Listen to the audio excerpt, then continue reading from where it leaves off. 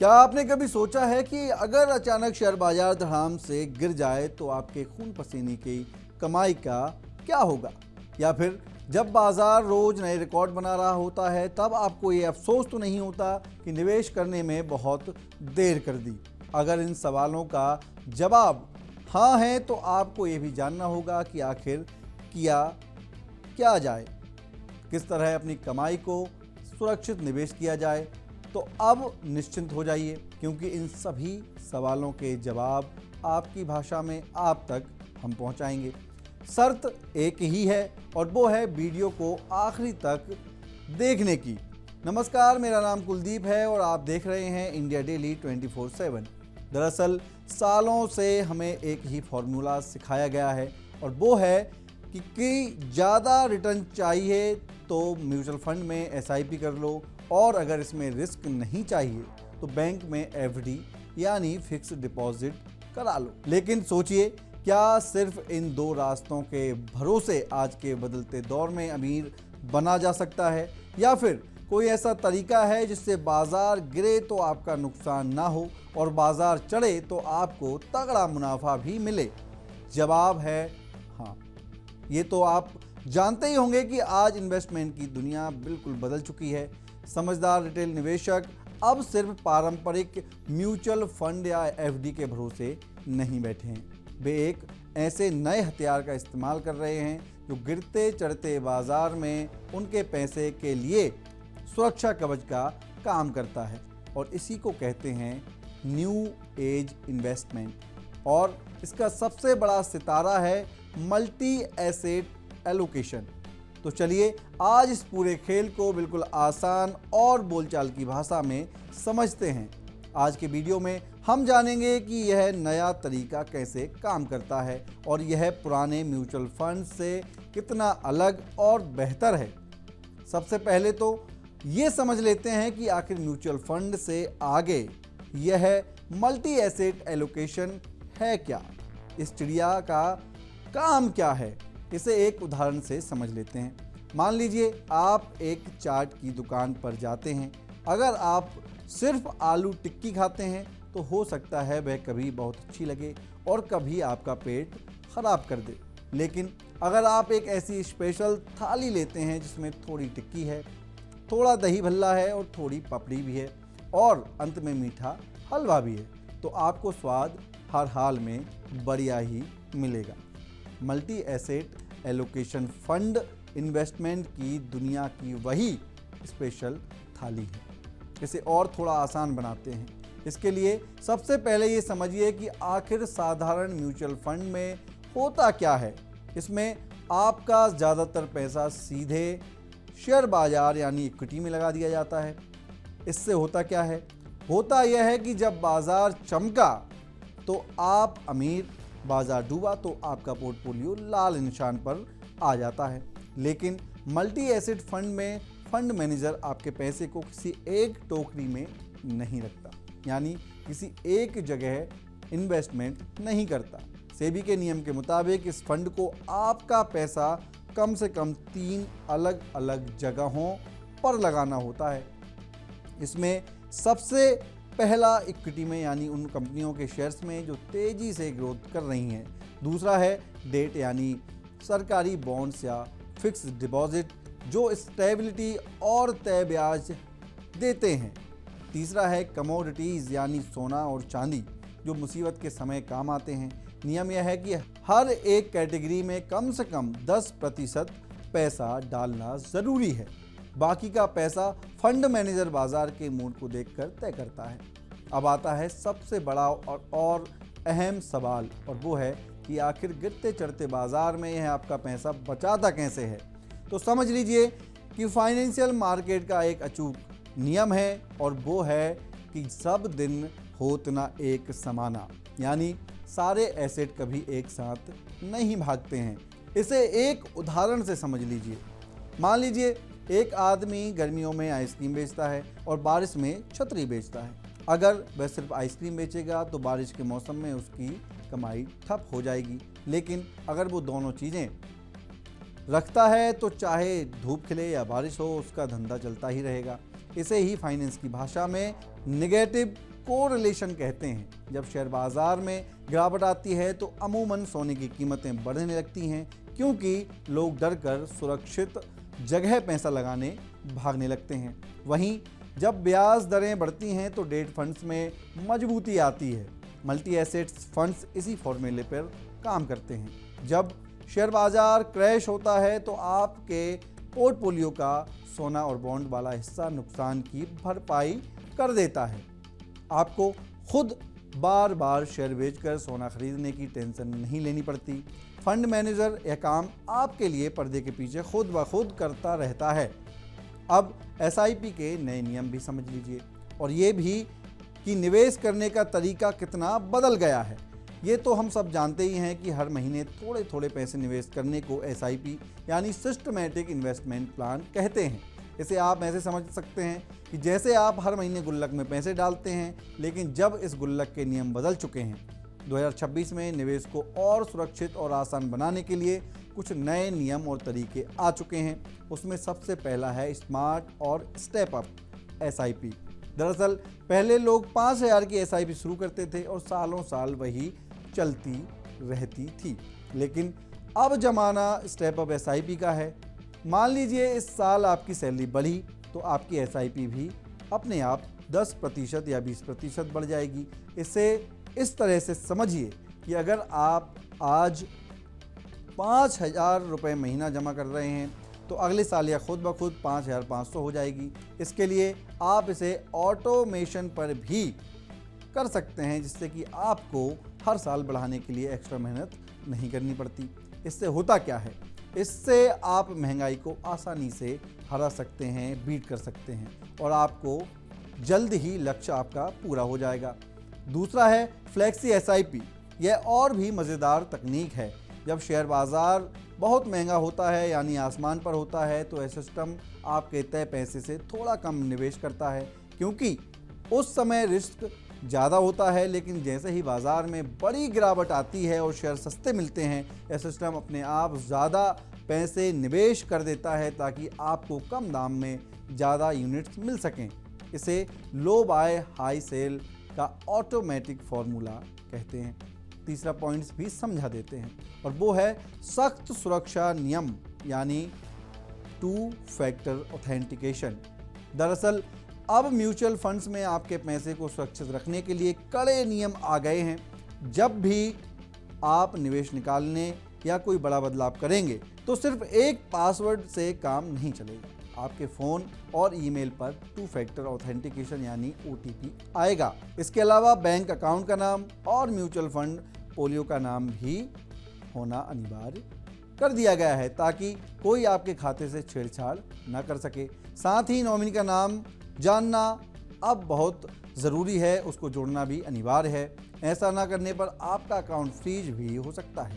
अब आते हैं वीडियो के ख़ास पॉइंट पर, जो है इंडेक्स फंड्स बनाम एक्टिव फंड्स। इसमें आपके लिए इस समय क्या सही है? जब आप बाज़ार में उतरते हैं तो आपके सामने 2 रास्ते होते हैं। एक रास्ता है खुद गाड़ी चलाना यानी एक्टिव फंड, और दूसरा रास्ता है मेट्रो में बैठ जाना जो अपने तय रूट पर चलेगी, और इसे ही कहते हैं इंडेक्स फंड। दोनों को आसान भाषा में समझते हैं। सबसे पहले ये जान लीजिए कि आखिर इंडेक्स फंड्स यानी निफ्टी BS क्या है। अक्सर हम टीवी पर रोज़ सुनते हैं कि निफ्टी आज इतने पॉइंट्स चढ़ गया है, इतने पॉइंट्स गिर गया है। दरअसल निफ्टी 50 का मतलब है भारत की सबसे बड़ी 50 कंपनियां जैसे Reliance, TCS, HDFC bank, index fund या निफ्टी BS, जो एक ETF है। सीधे इन 50 कंपनियों में उसी अनुपात में पैसा लगा देते हैं जो वे निफ्टी में शामिल हैं। इसमें कोई फंड मैनेजर अपना दिमाग नहीं लगाता है कि कौन सा शेयर खरीदना है और कौन सा बेचना है। जो निफ्टी करेगा वही आपका फंड करेगा। इसका फ़ायदा क्या होता है? क्योंकि इसमें किसी बड़े मैनेजर की सैलरी या भारी रिसर्च का खर्च नहीं होता है, इसलिए इसका एक्सपेंस रेशियो यानी फंड चलाने का सालाना खर्च बेहद कम होता है, लगभग 0.05% से 0.1% के बीच, यानी ना के बराबर। अब एक्टिव फंड्स भी जान लेते हैं। यहाँ एक बहुत पढ़ा लिखा और अनुभवी फंड मैनेजर होता है। वह अपनी पूरी टीम के साथ दिन रात रिसर्च करता है कि कौन सी कंपनी आने वाले समय में मल्टीबैगर यानी कई गुना रिटर्न देने वाली कंपनी साबित हो सकती है। वह खराब कंपनियों को हटाता है और अच्छी कंपनियों को चुनता है। उसका सीधा मकसद होता है कि निफ्टी से ज़्यादा रिटर्न कमा कर देना। इसका नुकसान क्या होता है? क्योंकि इसमें बहुत मेहनत और तामझाम होता है, इसलिए इसका खर्च ज़्यादा होता है। करीब 1.5% से 2.5% तक इसका एक्सपेंस रेशियो हो सकता है। इस तुलना को अगर आसान शब्दों में समझें तो इन दोनों में से कौन सा फंड बेहतर है, यह पूरी तरह से इस बात पर निर्भर करता है कि आप किस तरह की कंपनियों में निवेश कर रहे हैं। अगर आप देश की सबसे बड़ी और मजबूत कंपनियां यानी लार्ज कैप स्टॉक्स में पैसा लगाना चाहते हैं तो आपके लिए इंडेक्स फंड जैसी निफ्टी सबसे बेहतर और किफ़ायती विकल्प है।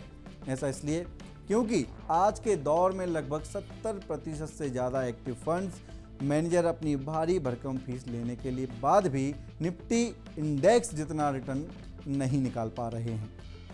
तो जब बिना किसी मैनेजर के ही बेहतर रिटर्न मिल रहा है तो फालतू का खर्च क्यों उठाना।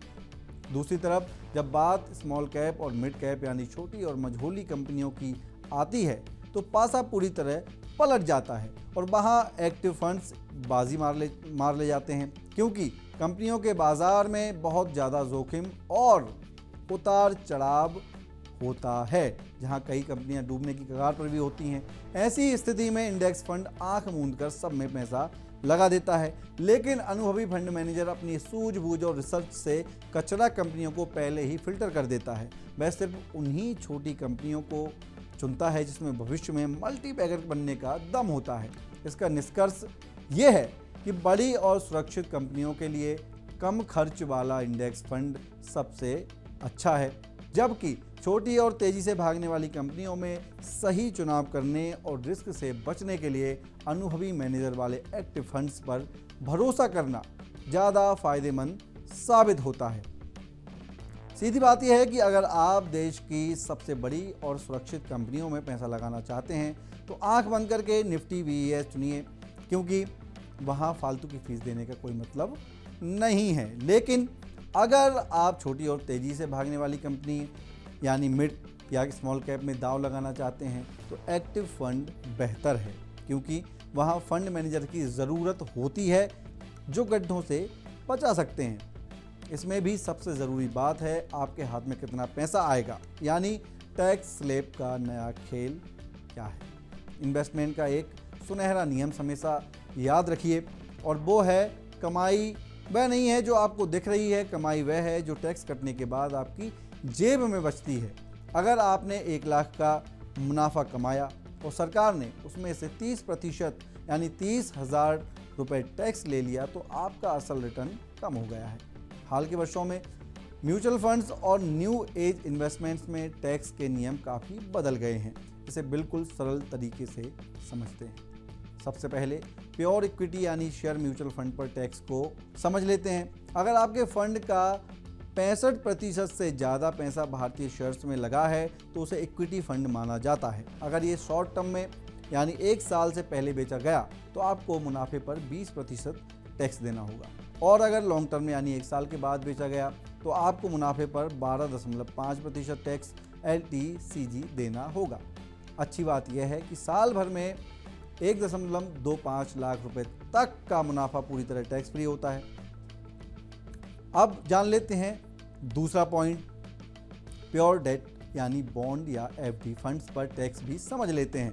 अगर आप किसी ऐसे फंड में पैसा लगाते हैं जो सिर्फ फिक्स डिपॉजिट या सरकारी बॉन्ड्स में निवेश करता है तो टैक्स का नियम थोड़ा सख्त है। इसमें होने वाली पूरी कमाई आपके पर्सनल टैक्स स्लैब के हिसाब से टैक्स होता है। इसे उदाहरण से समझ लीजिए। मान लीजिए अगर आपके साल का 15 लाख कमाते हैं और 30% वाले टैक्स स्लैब में आते हैं तो डेट फंड के मुनाफे पर भी आपको सीधे 30% टैक्स देना होगा। यहाँ कोई लॉन्ग टर्म टैक्स बेनिफिट नहीं मिलता है, और यहीं पर मल्टी एसेट एलोकेशन फंड्स एक जादुई टूल साबित होते हैं। मान लीजिए आप खुद अलग से शेयर खरीदते हैं, अलग से बैंक में FD कराते हैं और अलग से थोड़ा सोना खरीदते हैं। जब भी आप सोने या FD को रीबैलेंस करने के लिए बेचेंगे आपको तुरंत भारी टैक्स देना पड़ेगा। लेकिन मल्टी एसेट फंड के अंदर क्या होता है, फंड मैनेजर फंड के अंदर ही अंदर शेयर बेचकर सोना खरीद लेता है या सोना बेचकर बॉन्ड खरीद लेता है। इस अंदरूनी खरीद फरोख्त पर आपका 1 रुपये का भी टैक्स नहीं देना पड़ता। सिर्फ टैक्स तब लगेगा जब आप सालों बाद उस पूरे मल्टी एसेट फंड से अपना पैसा बाहर निकालेंगे। इसके अलावा कई फंड मैनेजर्स इस फंड को ऐसे डिजाइन करते हैं कि इसमें इक्विटी का हिस्सा चालाकी से 65% बनाए रखते हैं और इसका फ़ायदा यह होता है कि आपको उस फंड के अंदर मौजूद सोने और बॉन्ड पर भी सस्ता वाला इक्विटी टैक्स यानी 12.5% ही देना पड़ता है। आपके ऊंचे टैक्स स्लैब में जैसे 30% का इस पर कोई असर नहीं पड़ता। अब सवाल आता है कि एक आम रिटेल निवेशक के लिए फाइनल फॉर्मूला क्या है। दरअसल बाजार के इस बदलते दौर और अनिश्चित दौर में केवल एक ही रास्ते पर चलना समझदारी नहीं है।